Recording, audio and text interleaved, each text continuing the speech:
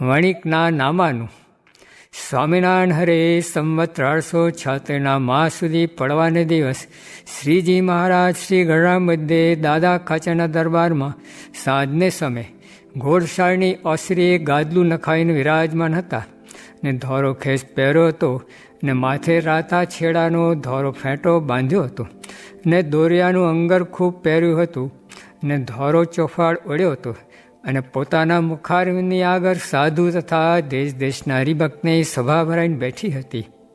તે સમયે શ્રીજી મહારાજ સર્વ હરિભક્ત સામું જોઈને ઝાઝી વાર વિચારી રહ્યા ને પછી એમ બોલ્યા, જે સાંભળો, વાત કરીએ છીએ જે સત્સંગી હોય તેને જ્યાંથી પોતાને સત્સંગ થયો હોય ત્યાંથી પોતાના મનનો તપાસ કરવો. જે પ્રથમના વર્ષમાં મારું મન આવું હતું ને પછી આવું હતું અને આટલી ભગવાનની વાસના હતી ને આટલી જગતની હતી, એમ વર્ષો વર્ષનો સરવાળો વિચાર્યા કરવો અને પોતાના મનમાં જેટલી જગતની વાસના બાકી રહી ગઈ હોય તેને થોડે થોડે નિરંતર ટાળવી અને એમ વિચારે નહીં ને બધી ભેગી કરે તો તે વાસનાની ટળે નહીં.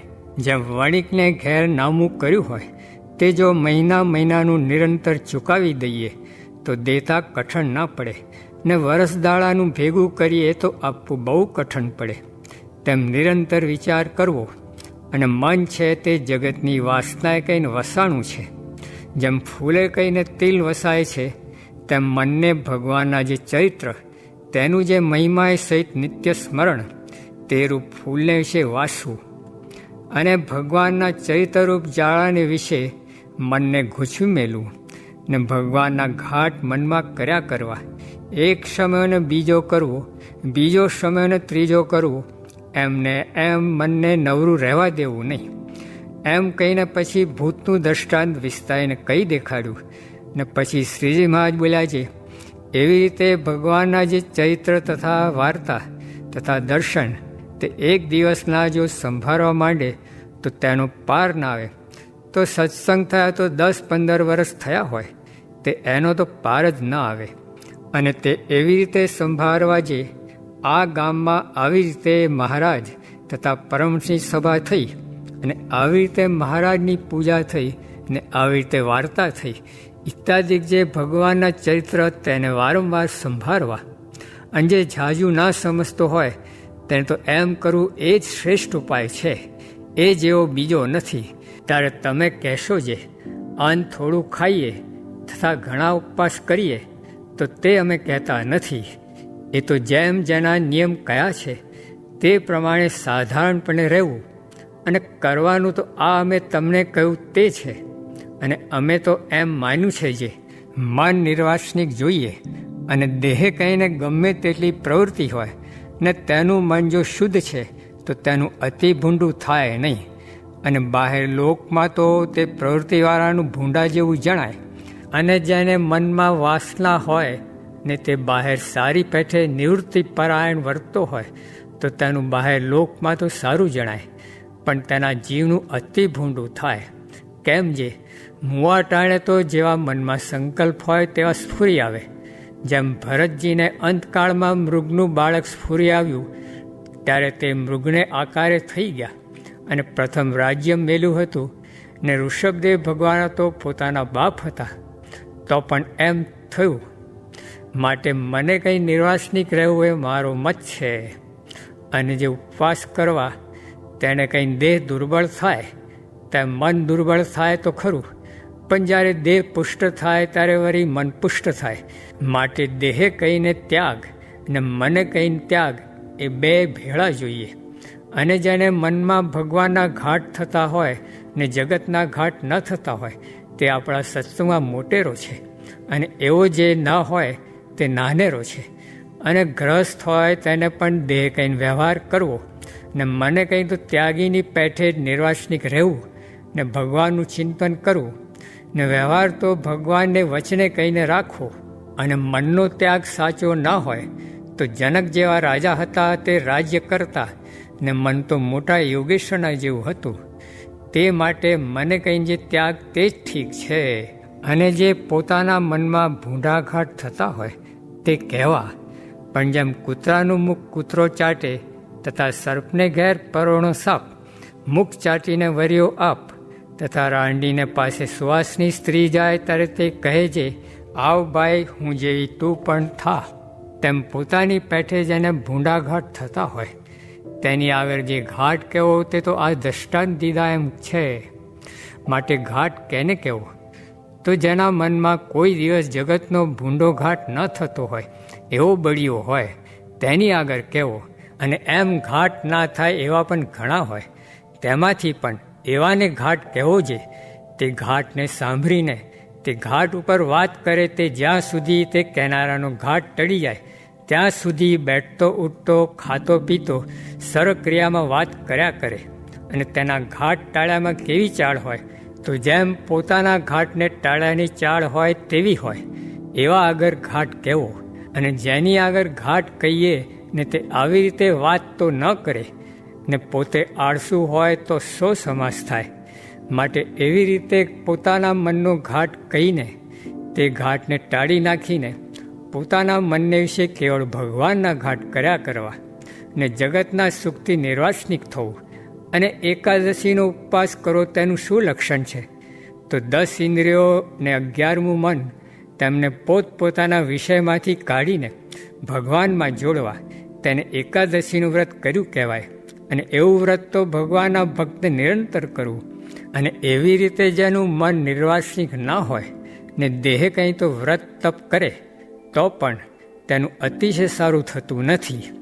માટે જે ભગવાનનો ભક્ત હોય તેને પોતપોતાના ધર્મમાં રહીને તે ભગવાનનું મહાત્મા સમજીને પોતાના મનને નિર્વાસનિક કરવાનો નિત્ય અભ્યાસ રાખવો, એમ વાર્તા કરી. અને વળી શ્રીજી મહારાજે બીજી વાર્તા કરી છે, સાચો ત્યાગી કોને કહીએ? તો જે પદાર્થનો ત્યાગ કર્યો તેનો પાછો કોઈ દિવસ મનમાં સંકલ્પ પણ ના થાય. જેમ વિષ્ટાનો ત્યાગ કર્યો છે તેનો પાછો સંકલ્પ થતો નથી, તેમ સંકલ્પ ના થાય. ત્યાં સુખજી પ્રત્યે નારદજીનો કહેલો શ્લોક છે, જે ત્યજ ધર્મમ અધર્મમ ચ. અને એ શ્લોકનું હાર એ છે જે એક આત્મા વિના બીજા જે પદાર્થ છે તેનો ત્યાગ કરીને કેવળ આત્માપણે વર્તવું ને ભગવાનની ઉપાસના કરવી તેને પૂરો ત્યાગી કહીએ. અને જે ગ્રહસ્થ હરિભક્ત હોય તે તો જેમ જનક રાજાએ કહ્યું છે, આ મારી મિથિલા નગરી બળે છે પણ તેમાં કાંઈ મારું બળતું નથી.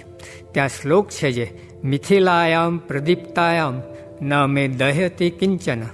એમ સમજે ને ગૃહમાં રહેતો હોય તે ગ્રહસ્થ હરિભક્ત ખરો કહેવાય. અને એવી રીતનો જે ત્યાગી ના હોય ને એવી રીતનો જે ગ્રહસ્થ ના હોય તે તો પ્રાકૃત ભક્ત કહેવાય. અને મોરે કયો એવો જે હોય તે તો એકાંતિક ભક્ત કહેવાય. એવી રીતે વાર્તા કરી.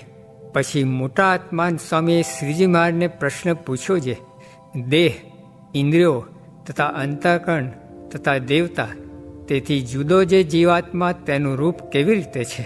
પછી શ્રીજી મહારાજ બોલ્યા, જે થોડાકમાં એનો ઉત્તર કરીએ છીએ. જે દેહ ને ઇન્દ્રિયાદિકના સ્વરૂપનો જે વક્તા તે સર્વેના સ્વરૂપને જુદું જુદું કરીને શ્રોતાને સમજાવે છે. તે જે સમજાવનારો વક્તા તે દેહાદિક સર્વના પ્રમાણનો કરનારો છે ને જાણનારો છે ને સર્વથી જુદો છે, એને જ જીવ કહીએ. અને જે શ્રોતા છે તે દેહાદિકના રૂપને જુદા જુદા સમજે છે ને એનું પ્રમાણ કરે છે ને એને જાણે છે ને સર્વથી જુદો છે, એને જ જીવ કહીએ. એવી રીતે જીવના સ્વરૂપને સમજવાની રીત છે. એવી રીતે વાર્તા કરી. ઇતિ વચનામૃતમ. એવી રીતે ગઢડા પ્રથમ પ્રકરણનું 38મું વચનામૃત જે તે થયું. દેહે કરીને ક્રિયા કરતો હોય ને પોતાનું રૂપ જુદું સમજીને ભજન કરતો હોય તો બહુ સમાસ થાય, પણ ક્રિયારૂપ થઈને એમાં ભળી જાય તો ઠીક નહીં. સ્વામિનારાયણ સ્વામીએ વાત કરી છે, ગુરુનું અંગ બોલાવ્યું તેમાં પ્રશ્ન પૂછ્યો છે, આ અંગમાં તો સર્વે વાત ગુરુ જ કરે એમ કહ્યું છે, પણ કાંઈ પુરુષ પ્રયત્નનું તો કહ્યું નથી, તે કેમ સમજવું? ત્યારે તેનો ઉત્તર કર્યો છે, સર્વે વાત ગુરુ જ કરે છે ત્યારે અહીં અવાણું છે, અને હમણાં એમ છે જે સર્વે દોષ ટળી જાય તો પછી સુખે સૂઈ રહે, પછી કોઈક ટોકે તો પણ ન ખમાય, ને જ્ઞાન વિના તો ઉન્મત્ત થઈ જાય, માટે સર્વ કરતાં જ્ઞાન શ્રેષ્ઠ છે. સ્વામિનારાયણ સ્વામીએ વાત કરી છે, પ્રકૃતિ પુરુષ સુધી 3 તાપ છે ને 3 ગુણ છે ને તેથી પર ગુણાતીત સુખ છે. સ્વામિનારાયણ સ્વામીએ વાત કરી છે, દેહને લઈને, દેશને લઈને, કાળને લઈને જીવ બહુ ગ્લાનિ પામી જાય છે. એ ગ્લાનિ પામવી નહીં, ને એનો તો એવો સ્વભાવ છે ને કર્યું ભગવાનનું થાય છે, તે ગમે તે કરે, ને સ્થૂળનો દુઃખ આવે, સૂક્ષ્મનું દુઃખ આવે, કારણનું દુઃખ આવે, તેને માનવું નહીં. ને મહારાજે પણ મળતું રાખીને પ્રભુ ભજાવ્યા છે. સ્વામિનારાયણ સ્વામીએ વાત કરી છે, પૂર્વે એક સદગુરુ પાસે મુમુક્ષુ દ્રવ્ય લઈને ગયો ને પૂછ્યું છે, આ દ્રવ્યનું કેમ કરવું છે? ત્યારે તે ગુરુ કહે છે, દ્રવ્ય તું રાખે કે હું રાખું કે કોઈને આપીએ તો તે સર્વેનું ભૂંડું કરે એવું એ છે, એમ કહીને ગંગામાં નંખાવ્યું. સ્વામિનારાયણ સ્વામીએ વાત કરી છે, ગોપાળાનંદ સ્વામીએ સર્વે સાધુને કહ્યું છે, કેવી રીતે ધ્યાન ને માનસી કરો છો? ત્યારે સર્વે કહ્યું છે, જ્યાં મહારાજ બેસતા તે ઠેકાણે ધ્યાન કરીએ છીએ, ને જ્યાં બેસીને જમતા તે ઠેકાણે માનસી પૂજામાં જમાડીએ છીએ. ત્યારે સ્વામીએ કહ્યું છે, કોઈ એવું ધ્યાન શીખ્યા છો જે 3 દેહને જીતીને ધ્યાન કરવું? ત્યારે સર્વે કહ્યું છે, કેવી રીતે 3 દેહ જીતવા? એ પ્રશ્નનો ઉત્તર કર્યો છે, ધ્યાન કરવા બેસીએ ત્યારે જીવજંતુ કરડે તો પણ સ્થૂળ દેહને હલવા દેવું નહીં. એટલે સ્થૂળ દેહ જીતાણું જાણવું ને ગાઢ સંકલ્પ બંધ કરીને જે ધ્યાન કરવું, એટલે સૂક્ષ્મ દેહ જીતાણું જાણવું ને નિદ્રા ને આળસ આવવા ન દેવી, એટલે કારણ દેહ જીતાણું જાણવું. એવી રીતે 3 દેહને જીતીને ધ્યાન કરવું. ત્યારે સિદ્ધાનંદ સ્વામી કહે છે, કારણ શરીર તો કાળા પર્વત જેવું કઠણ છે, તે બહુ દાખલો કરીએ ત્યારે જીતાય. તે જેમ કૂવામાંથી છીપરને કાપવી હોય, તેને ટાંકણું હથોડો લઈને ખોદીએ ત્યારે સાંજે ટોપલી ગાળ નીકળે એવું કઠણ છે. ત્યારે સ્વામી બોલ્યા છે, અમે સુરંગો દઈએ છીએ ને બસે બસે ગાળા પાણા નિસરે છે, તે શું? તો વાતરૂપી સાંકળીએ કરીને દાર દઈએ છીએ ને ભગવાનના નિશ્ચયરૂપી દારૂ ભરીએ છીએ, ને ભગવાનને ભગવાનના સાધુનો મહિમા તે રૂપી અગ્નિ મૂકીએ છીએ. તેણે કરીને કારણ શરીરરૂપ જે અજ્ઞાન તે રૂપી જે કાળો પર્વત, તેને તોડીને બ્રહ્મરૂપ કરીને અક્ષરધામમાં મહારાજની સેવામાં રાખીએ છીએ. તે કાંઈ કઠણ નથી. સ્વામિનારાયણ હરે સ્વામીએ વાત કરી છે, જીવનો ને દેહનો વ્યવહાર નોખો સમજવો, ને એમ ન સમજે તો આવી ભારે પ્રાપ્તિ થઈ છે તો પણ દુર્બળતા મનાય, ને ભગવાનની આજ્ઞાથી ગ્રસ્થાશ્રમ કરે તો પણ નિર્બંધ છે. સ્વામિનારાયણ હરે સ્વામીએ વાત કરી છે, પંચ વિષયને ટાળવા સારું સર્વે ભેટું બાંધી છે, પણ તે તો ટળે જ નહીં. ને તે ક્યારે ટળે? તો 3 દેહ થકી પર પોતાનું સ્વરૂપ બ્રહ્મ સ્વરૂપ માને તો જ ટળે. પછી તે અખંડાનંદ થાય, આત્માનંદ થાય, અક્ષરાનંદ થાય, પછી તેને કાંઈ લાગે જ નહીં. જેમ પૃથ્વીમાં ક્રિયા થાય છે તે આકાશને લાગે જ નહીં, ને જેમ ગુજરાત દેશમાં ખોદે તો પાણો આવે જ નહીં, તેમ તેને લાગે જ નહીં.